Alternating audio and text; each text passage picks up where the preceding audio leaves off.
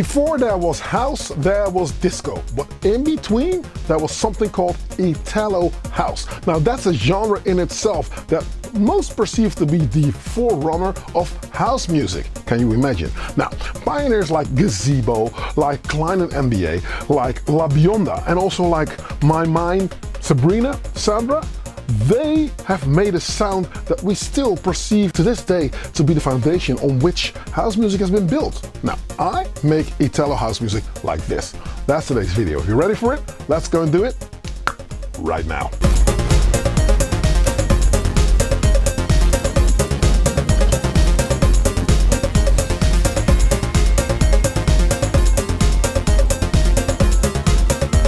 Hey, check it out, I'm Analog Kitchen and thank you for checking out yet another video. Now, if this is your first time here, do not hesitate to click subscribe and hit that notification bell. Whenever I upload a new video, you'll be kept in the loop, and you know what? You'll not miss out on anything. Stick around till the end of this video, there's much to learn. It's going to be a fun-filled episode. Around the beginning of the 80s, you have to understand a lot of American acts went to Italy. You're talking about James Brown, you're talking about, you know, all the old disco and funk artists. They went to Milan and stuff, and they just encountered a new vibe of music, and the musicians there gelled together with those musicians at the time. Much of the sound that you hear then is very popular now. Today we're going to delve into why this sound is still so accurate and why it's still a relevant sound that you might dive into. It's really cool. It's a completely different vibe, and it really works well on the dance floor. I've seen dance floors go crazy with young kids like 17, 16, 18 years old going crazy over the sound that the older generation knew and loved and knows and love, you know? Now, as opposed to synth pop that was here in the UK, it was a genre that really was built on a rough kind of attitude. Disco died out, and people in Italy were also trying to just create their form of disco music. So there is a lot that happens in the music which is very interesting, because a lot of styles and musical genres actually blend together in what we now perceive to be Italo disco. It's gaining popularity, and that's not very hard to see because of the disco beats, the easy melodies, the really like electronic drums and stuff. It is something that really works out well on the dance floor, and that is a proven concept. It proved to be great back in the days, and it's proven to be really working right now. Even though it originated in Italy, for some reason it got really popular in Germany, and that's much to do with Zix Records. Zix Music was a label, and they have actually come up with the term Italo disco. As we step into 2025, we are still trying to figure out why it has its enduring appeal for a sound that is close to 40 years old, right? But then looking at the disco beats, the electronic drum sounds, the easy melodies, I mean, there's much to like, and it really works well on the dance floor as a rudimentary form of dance music. Why people like it? It's because of the resurgence of the 80s, basically. I mean, it really brings up a feeling of nostalgia. I mean, when I'm listening to it, I know the sound, I love the sound, and I love the synths. And looking at the market, because we're going to get into the technical aspects of why it works and how you should make it, obviously, then yeah, the synths coming out now, much of them are, you know, living along those same guidelines. You know, if you just work with a OB6 or you work with a Prophet 5, those were synthesizers that they used back in the Jupiter 8. Now I'm talking about very expensive synthesizers, but yo, if you look at a Minilogue XD or a Minitor or maybe a J6 even by Roland, you will be surprised at how close you can get the sounds to sound like that stuff that it sounded back in the days. And when you work flawlessly, you always hear me say that I'm an advocate for that. The closer you can get your sounds to sound from the get-go, the less you have to struggle to try and fix it out in post. And with a DAW setup, much is what you do, there is no post. You do it on the fly, and that's how it works. Now that's what I'm going to show you today. As said, unique sound, it's a positive energy, catchy melodies, and it has a cultural significance because it brings out disco in a much more enhanced kind of vibe, where disco was more around orchestration, about, like, you know, people really needing to know how to make music. This Italo disco is slightly different. It's a little bit more mechanical, I should say, and it's it's done with synthesizers, and you know me, synthesizers, you came to the right spot, right? So in conclusion, Italo Disco continues to captivate audiences into 2025, as with this positive energy, with that rudimentary approach, with its simplicity and still the coolness of the adrenaline on the dance floor, it is such a strong sound to just like have under your belt. It's something you don't have to master, but it's cool that you at least know what the principles are now. I will take you into my live set and I will show you on the different building blocks, and we're going to do this step by step so you can follow along and then you know exactly what to look for. Let me know in the comment section if this is something that tickles your fancy. All right, fasten your seatbelts, let's go do it. Let's start simple.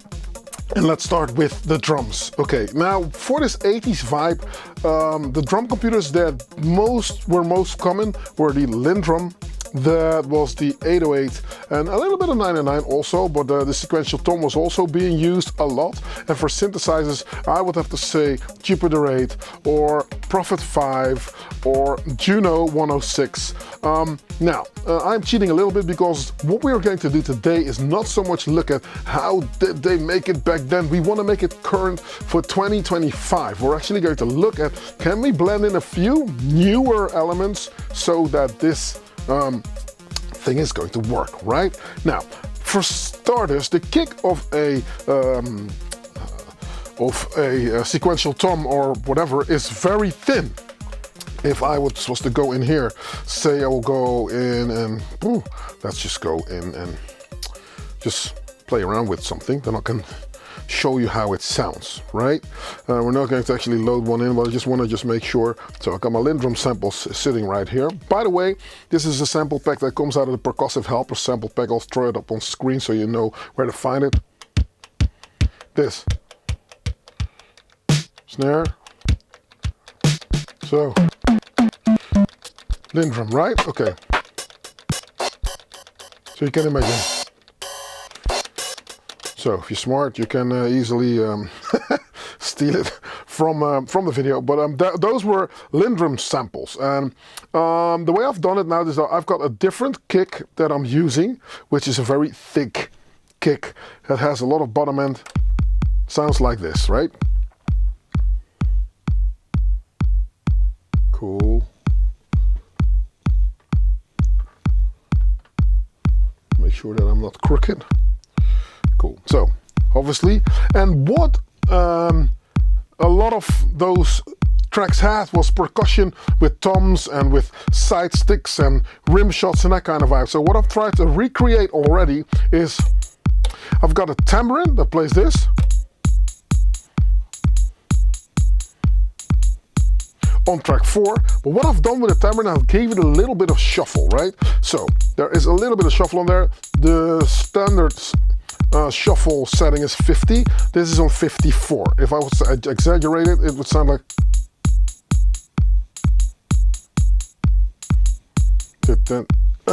it falls for the beat, so I will stick it on 45.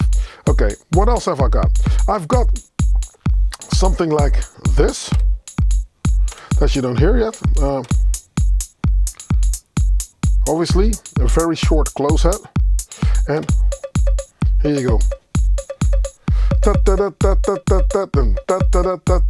So these two things invoke call and response. If you do not know what it is, you need to check out more of my videos. I will have explained on the channel at length the concept of call and response. Go check that out. Now you can hear that these things are really helping each other, right? Okay, that's cool. So we're gonna stick that high on there.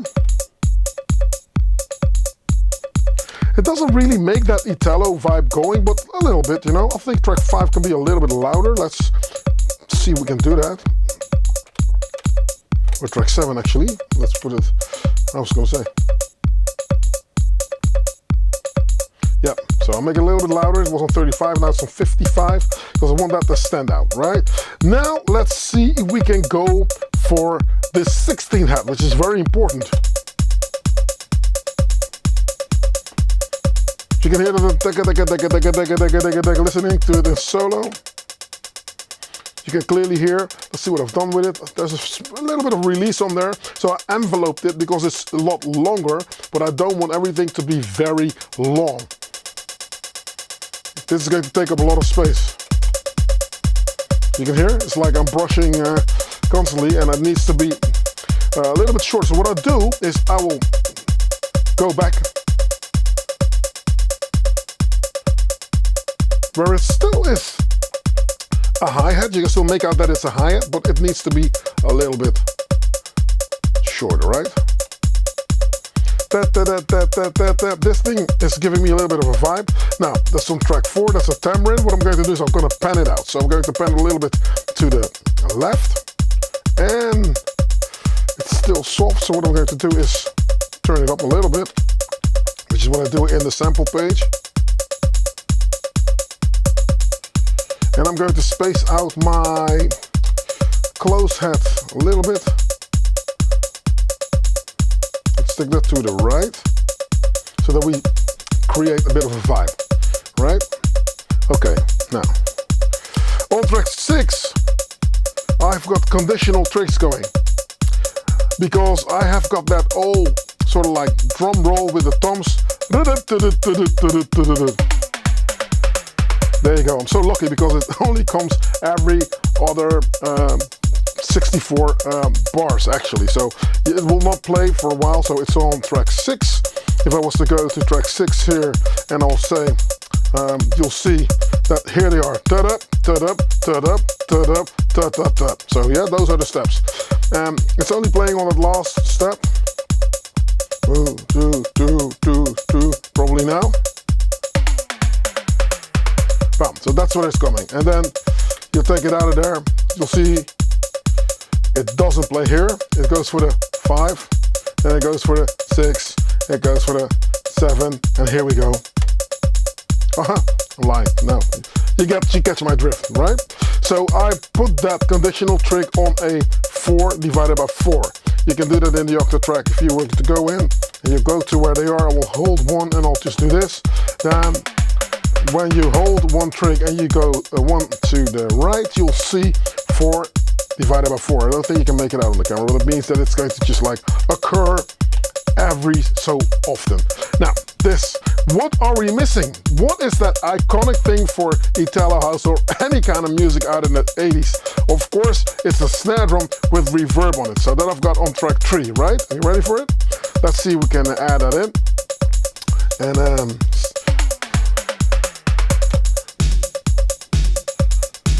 now all of a sudden, we're back in 1982. You know what I'm saying? So that's cool. So we got 1992 going on. I'm liking this. I've got a modern kick. I think that's the head that I've got on 5 is also a bit modern, but the rest of it is a little bit more vintage, right? Now, I'm thinking I've got sounds coming from the Minilogue XD. This sound is that my mind hypnotic tango thing that I have.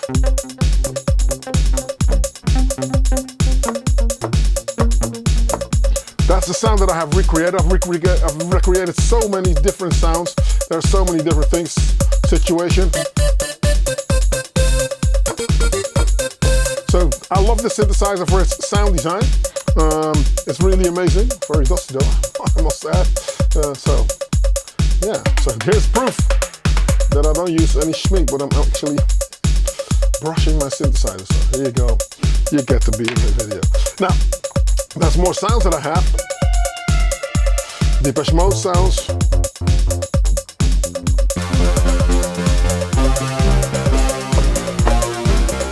You can hear all the different sounds that I just made. Expander.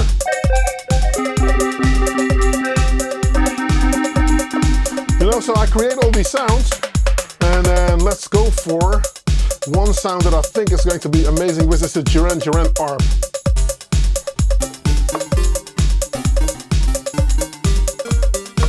You can hear it, right? So I've got that sound. What I've done though is I'm going to address it from the RK008. It goes into the octa track, but still I can address everything from here. So I've got on 5.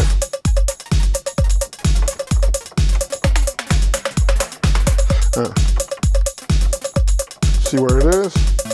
There you go.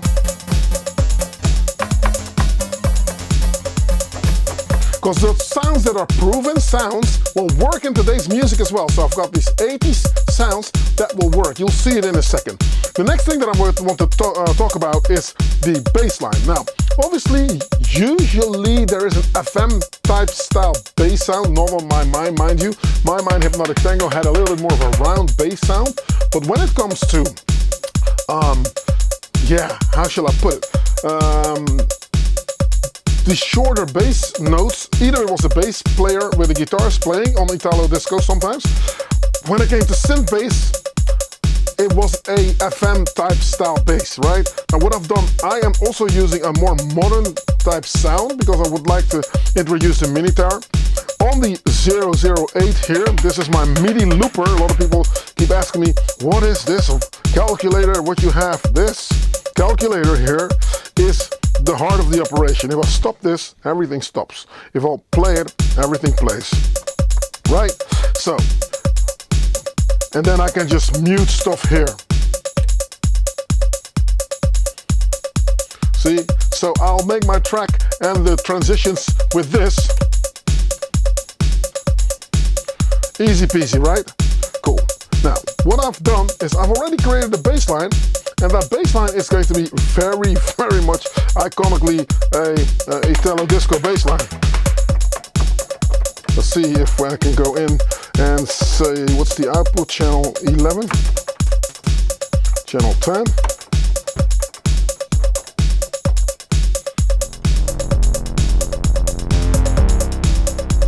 Okay, let's erase what's playing here, because we don't need that.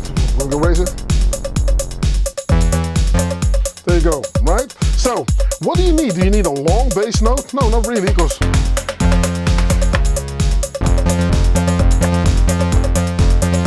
right, that's what we're going to go for. So I'm going to shorten the envelope.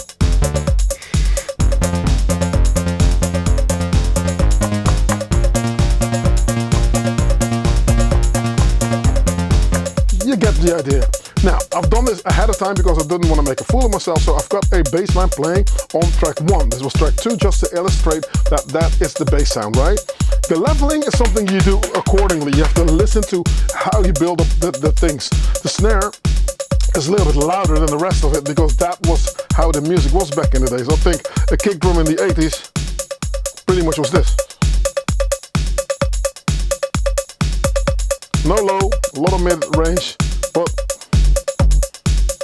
nowadays I would like to have it be a little bit more high-five. And I don't know why this is coming out of the wrong output. Let's make sure that that is coming. Yep, and balance it to the middle. Turn it up a little bit. Go in. Hang on a second, guys. I need to. There you go. Cool. What's coming out of the kick drum output? That's not what we want. Kick drum, right? Cool. We got that going on. All right. So now the bass line. As I was saying, bass line on 1.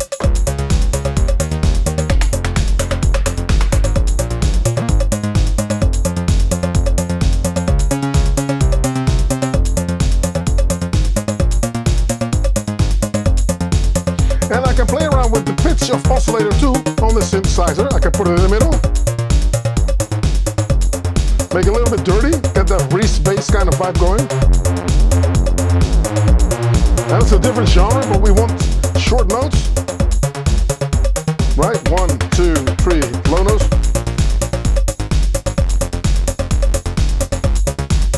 I'm liking that. I'm liking it a lot. Okay.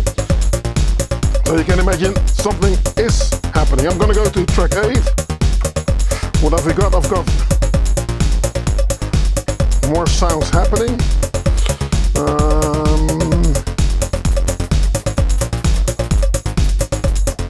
Let's see what I've got on track 8. Track 8, the output 11. I will go to 12.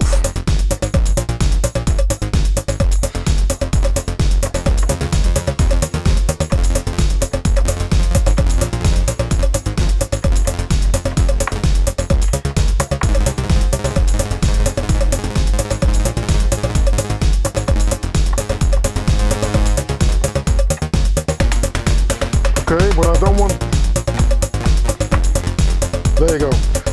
if this is on the Roland J6, it plays, right? It's going to play something else. Listen to this. Everybody knows this. Here we go. 2, 3, go.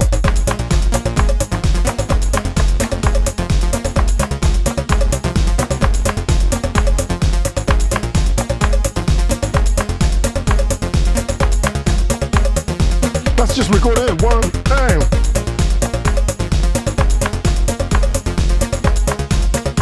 and of course I screwed it up, so I'm going to get out there and do that again.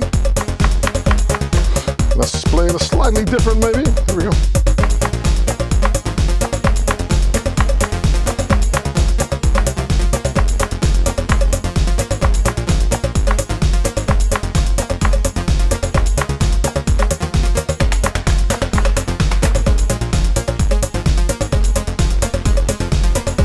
Here are a lot of double notes.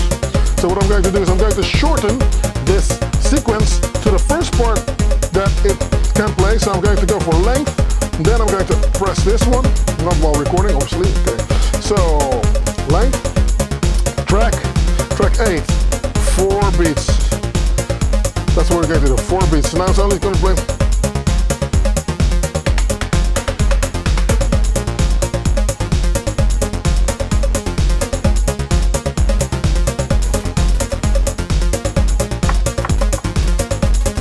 Here we go. Oh, of course. I'm so stupid. Track 7. Let's do that thing again. There you go. Length. Length.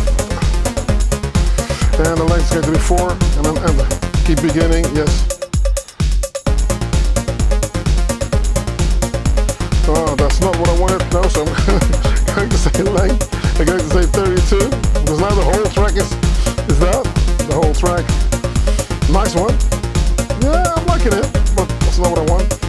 3, 2.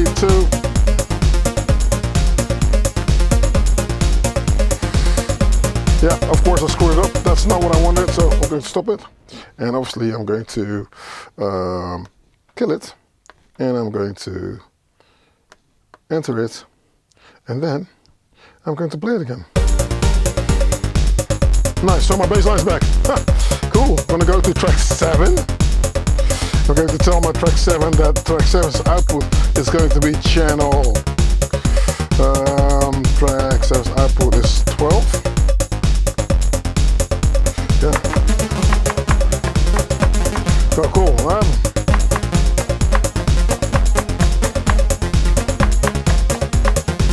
I'll do it again. Yeah.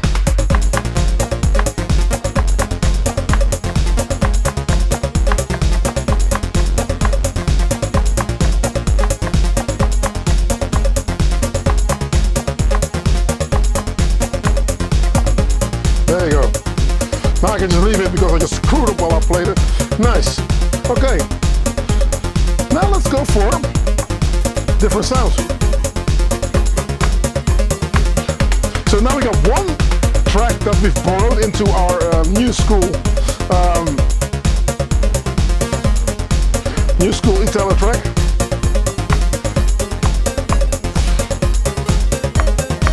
Okay, let's record that in.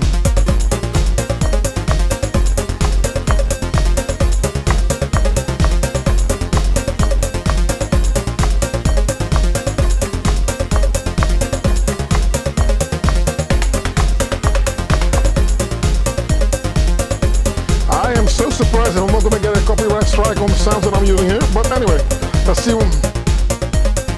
Sometimes it stops. I'm going to save it. It's going to hiccup a little bit, but it will pick up the pace. So the whole thing is saved, and now it's cool because I've got this sound, and see, I've got my mutes here, so I'm going to mute all the tracks. So bass line. And the bass line sounds a little bit dry, so what I'm going to do is I'm going to stick a little bit of delay and reverb on there. Nice, cool. Gonna go for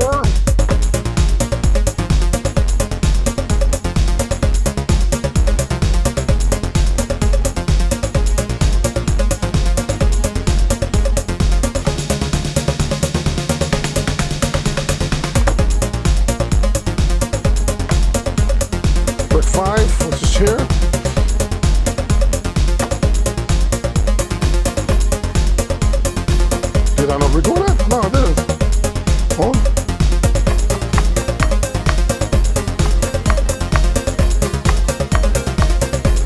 Yeah, let's record it in.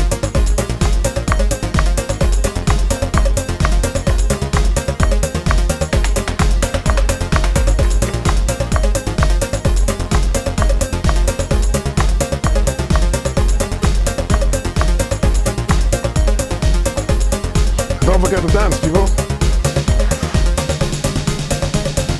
Oh, baby, gonna love tonight. Okay, of course, there's one thing that we still didn't use, which is what we are going to use, and that is the almighty OB6. Let's go to the output. I think that's on 11. But I tell you now that I think that, let's see where the MIDI is. It is on track 11, yes. On the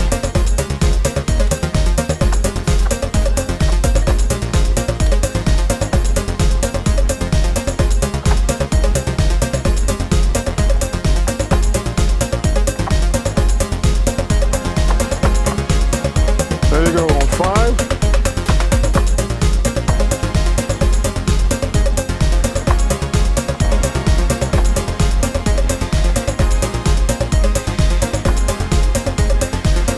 Okay, since we're stealing everything, let's go for a team of twimpies.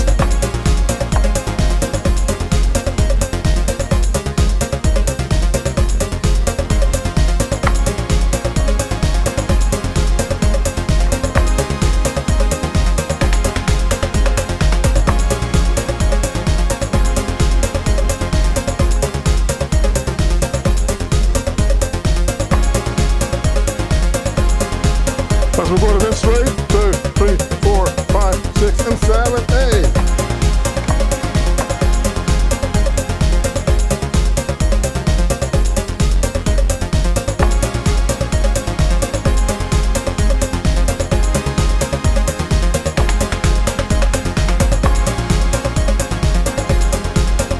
I think I can do better than that.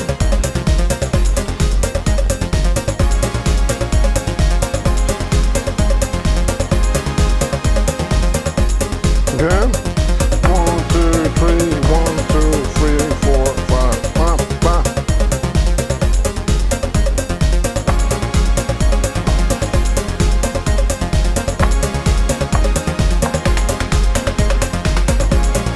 Nice one.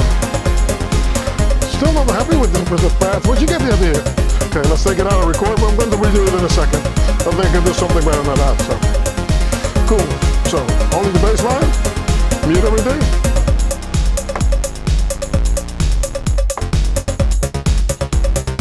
Cool, I'm going to go to track 2 because I want to definitely delete that because, so, cool.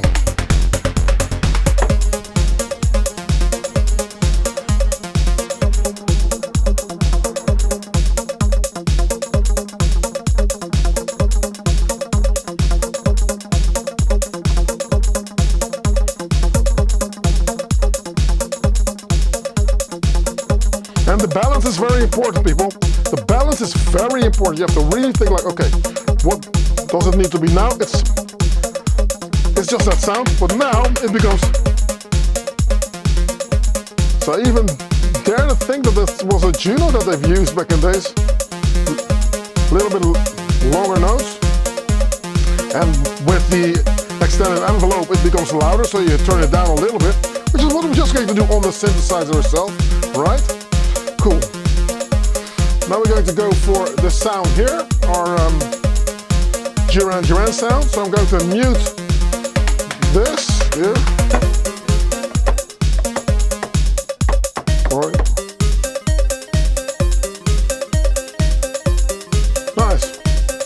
If you're interested in getting those sounds, you need to shoot me over a message because I'm thinking of doing a complete bank with all these 80 sounds, and you know, I will make them available for yeah, nothing too crazy, but obviously if people would like that, then we can look at it. That's on track 5, right? Cool. Bass line, yo.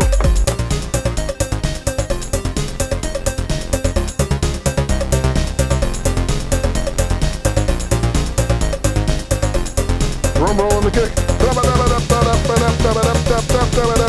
Kick in.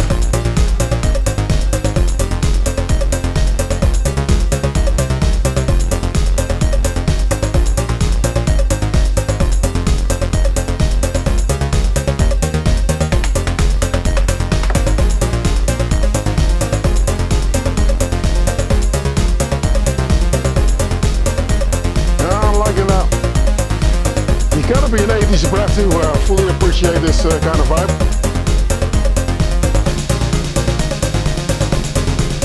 I'm liking it. Now what I also do, if I want to make sure that I got a variation but I don't want to go to a different pattern, is I'm going to probably do a different bass line on the first track. So we're going to go to track 2, go down, and obviously that is not going to last like forever, so I'm going to say hit that again. So track 2, I'm going to go for 4 beats and then enter. So I know now that it's going to play 4 beats, so it's going to be like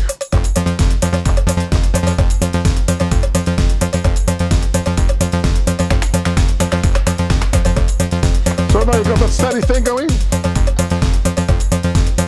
Filter it down.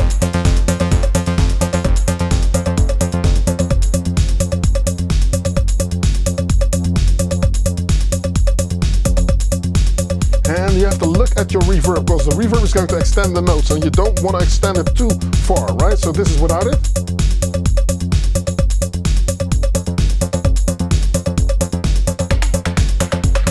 Sometimes I think a little bit of delay is even better than reverb, but you know, just because the snare is not the only thing that's got reverb, apart from the sounds obviously, then you know, you might want to just like look at, can I space this out? Can I go a little bit further? Okay, sound here.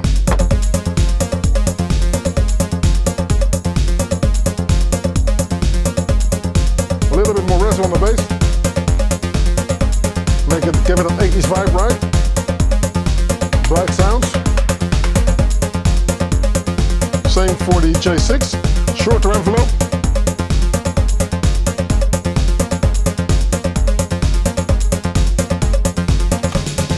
So this is all pumping. Now,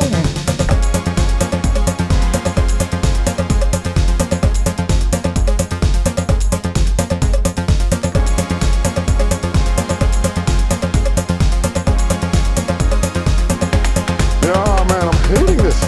So I'm going to take it out. And let's make it a little bit more.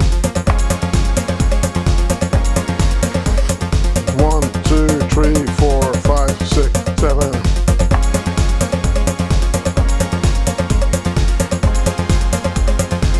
Keep it simple.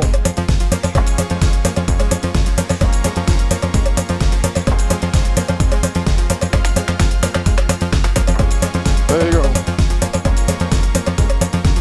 Yeah, nice one. Just nice and steady. Take it out of there. Make sure that we save it. Whoa, it's gonna jump. Let's listen to how it works in the filter kick out.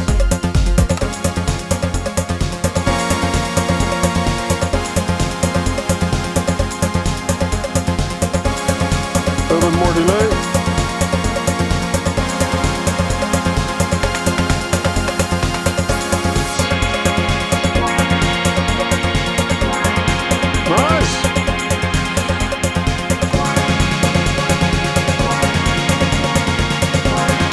Taking it out.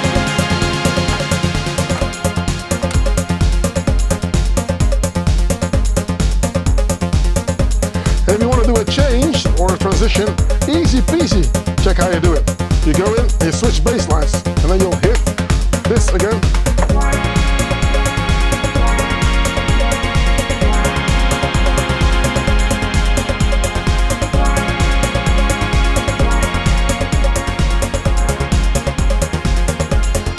Again.